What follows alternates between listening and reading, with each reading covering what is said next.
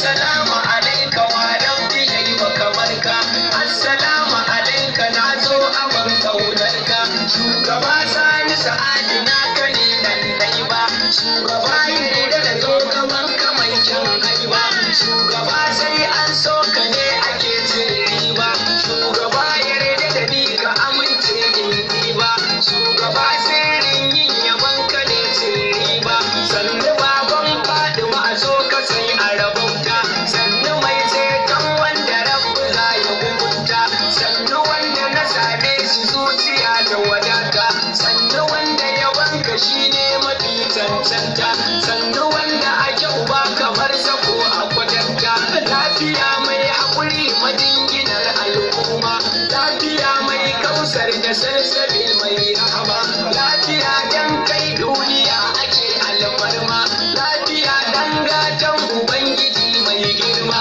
lafiya dan abu dalla wanda baya hamma, jinjina a wajen dan amina dan abu dalla, jinjinar girma na daɗa wa bawan Allah, jinjina ta musamman ga mai isa gun Allah, jinjinar ban girma hakika shi ne matsala, jinjina ga sadauki da ke hana mu wahala.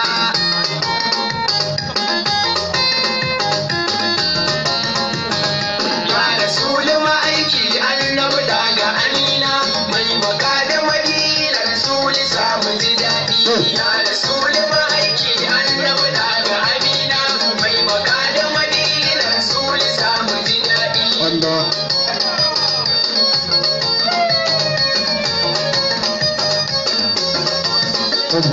Ni da fari da sunan Ubangiji na halitta, za na faro waƙar da dai kasa a fahimta, don ku sai in ka yarda rabbu za na karanta, to ka yarda ta zaga ta ko'ina su shagalta, si ta jin baitocin da dai kasa su ji daɗi. Ya Rasulu ma'aiki annabi daga Amina, mai baka da Madina Rasulu samu ji daɗi. Rabbu dan matsayin shugaba gwadin ka buhari, wanda in an roƙe ka rabbu dan shi kake yi, dukka wanda ya saurari baitukan da nake yi, ko mutum ko aljan haɗa da ni da nake yi, annabin ka ya karɓe mu dan kwa za mu ji daɗi.